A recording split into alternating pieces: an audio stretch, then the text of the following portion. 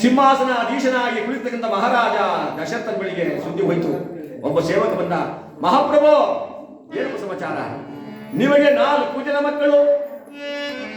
ಕುಳಿತಿದ್ದ ದಶರಥ ಹಾ ಅಂದ. 4 ಜನ ಮಕ್ಕಳು, ಸಂತೋಷದ ವಿಚಾರ ತಾನೆ, ಯಾರಿಗಾದ್ರೂ ಅಷ್ಟೇನೆ. ತಾಯಿ, ನೀವೇನಾರ ಬ್ಯಾಂಕಲ್ಲಿ ದುಡ್ಡು ಇಟ್ಟಿದ್ರ? ಬ್ಯಾಂಕೆ ಮುಳುಗೋಯ್ತಂತೆ. ಲಕ್ಷ್ಮೀರಮಣ ಗೋವಿಂದ. ಮಹಾರಾಜನಿಗೆ ಇಲ್ಲಿ ಆನಂದದ ವಿಚಾರ. ನಿಮಗೆ 4 ಜನ ಮಕ್ಕಳು ಅಂದಾಗ ದಶರಥ ಸಿಂಹಾಸನ ಕೆಳಗಿಳಿದು ಹೇಳ್ತದಂತೆ, ಹೇ ಶಿವನೇ, ಎನ್ನಂಗನೆ ಮಂಗನ ಮುಂಬೆಳಕನ ತಂದೆ, ಪುಟ್ಟ ಪುಟ್ಟ ಹೆಜ್ಜೆಗಳಿಟ್ಟುಕೊಂಡು ಓಡಾಡುವ 4 ಜನ ಕಂದಮ್ಮಗಳನ್ನು ನನಗೆ ಕೊಟ್ಟೆ, ಅಷ್ಟೇ ಸಾಕು ಎಂದು ಹೇಳಿ ಯಾವ ಮಹಾನುಭಾವ ದಶರಥ ಆ ಮಕ್ಕಳನ್ನು ನೋಡಲು ಬರ್ತಾನಂತೆ. 4 ಜನ ಮಕ್ಕಳನ್ನ ಎತ್ತು ಮಲಗಿಸಿದ್ದಾರೆ ಮಹಾತಾಯಂದಿರು. ಆ ಮಕ್ಕಳ ಮುಖವನ್ನು ನೋಡಿ ಆನಂದ ಭರಿತನಾದ. 10ನೇ ದಿವಸಕ್ಕೆ ನಾಮಕರಣ ಮಹೋತ್ಸವವನ್ನು ಏರ್ಪಾಟು ಮಾಡಿ, ಎತ್ತ ಸೂತಕ 10 ದಿವಸ, ಸತ್ಸೂತಕ 11 ದಿವಸ, ನೆಟ್ಸೂತಕ 16 ದಿವಸ, ಋಣಸೂತಕ ಯಾವ ಹೆಣ್ಣು ಕರ್ಕೊಂಡಂಗಿಲ್ಲ, ನಾಮನ್ನು ವೀಕ್ಷಿಸಂಗಿಲ್ಲ, ಕೊಟ್ಟನ್ನು ಕೊಟ್ಟೆ ತಿರಬೇಕು. ನೆಟ್ವರ್ಕ್ಗೆ ನೀವು ಇಲೇಬೇಕು. ಆದ್ರೆ 10ನೇ ದಿವಸಕ್ಕೆ ನಾಮಕರಣವನ್ನು ಏರ್ಪಾಟು ಮಾಡಿದ್ದಾನೆ.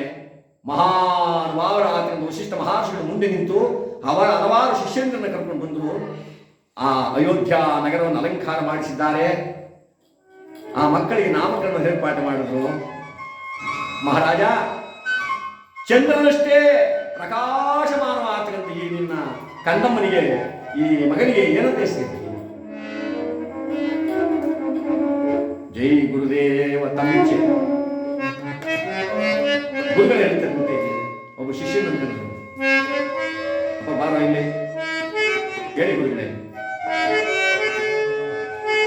ಅಲ್ಲಿ ಬರಿಯಪ್ಪ. ಓಂ ನಮೋ ನಾರಾಯಣಾಯ ಎಂಬಂತ ಮಂತ್ರದಲ್ಲಿ ರಾ ಅಕ್ಷರವನ್ನು ತೆಗೆಯಿತು. ರಾ ಅಕ್ಷರ ತೆಗೆದ ಗುರುಗಳೇ. ಈಗ ಓಂ ನಾಮೋ ನಾಯಾನ ಅಂದ್ರೆ ನಾರಾಯಣ ಅದರೊಳಗಿಲ್ಲ ಅಂತ. ನಾರಾಯಣ ಅಂತಕ್ಕಂಥ ಬೀಜಾಕ್ಷರವನ್ನ, ಮಂತ್ರದಿಂದ ಬೀಜಾಕ್ಷರವನ್ನು ತಗೊಂಡ್ರು, ರಾಕ್ಷರವನ್ನ. ಮತ್ತೆ ಹೇಳಿದಂತೆ ಬರಿಯಪ್ಪ. ಓಂ ನಮ ಶಿವಾಯ. ಬರದೆ ಗುರುಗಳೇ, ಓಂ ನಮ ಶಿವಾಯ. ಓಂ ನಮ ಶಿವಾಯ ಅಂತಕ್ಕಂಥ ಮಂತ್ರದಿಂದ ಬೀಜಾಕ್ಷರವಾದ ಮಾಕ್ಷರವನ್ನು ತೆಗೆದೆ ಗುರುಗಳೇ. ಈಗ ಓಂ ನ ಶಿವಾಯ. ಶಿವ ಅದರೊಳಗಿಲ್ಲ. ಓಂ ನಮೋ ನಾರಾಯಣ ಎಂಬಂತ ಮಂತ್ರದ ಬೀಜಾಕ್ಷರವಾದ ರಾಕ್ಷರನ್ನು ತಗೊಂಡು ಓಂ ನಮ ಶಿವಾಯ ಅಂತಕ್ಕಂಥ ಮಂತ್ರದಿಂದ ಮಾಕ್ಷರವನ್ನು ತಗೊಂಡ್ರು. ರಾಮ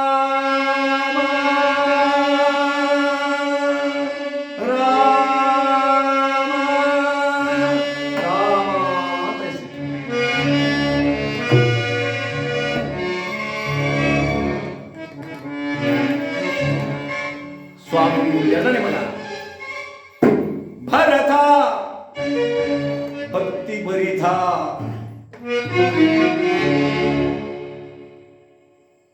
ಸುಮಿತ್ರೆಯ ಮಕ್ಕಳಿಗೆ ಹೇಳ್ತಾ ಇದ್ದಾರೆ, ಲಕ್ಷ್ಮಣ. ಸ್ವಾಮಿ ಈ ರೀತಿ ಹೆಸರಿಟ್ಟು ಬಿಟ್ರಲ್ಲ, ಏನ್ ಕಾರಣ? ಲಕ್ಷ್ಮಿಯ ಒಂದು ಅಂಶ ಇವನಲ್ಲಿದೆ, ಅದಕ್ಕೋಸ್ಕರ ಲಕ್ಷ್ಮಣ ಅಂತೆ.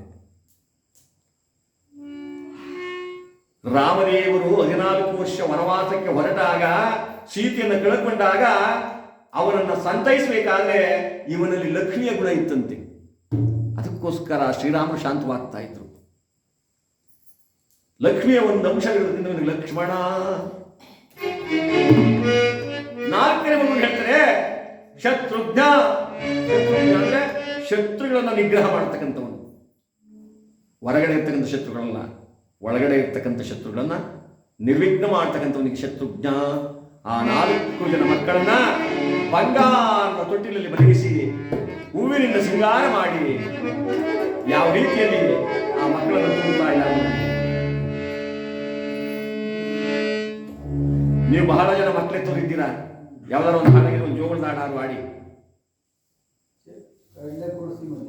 ಅದೇ ಏನು ಕೊಡ್ಬೇಕಂತೆ? ಸಕ್ಕರೆ ಕಿಡ್ಲೆ ಕೊಟ್ಟರಲ್ಲ ಪಾಲೆ ಕೊಳ್ಳಿಲ್ವಾ? ಕೊಡ್ಸಿ ಈಗ ಕೊಡ್ಸಿ, ಇನ್ನು ಜೋಗಳ ಆಡೋಣ.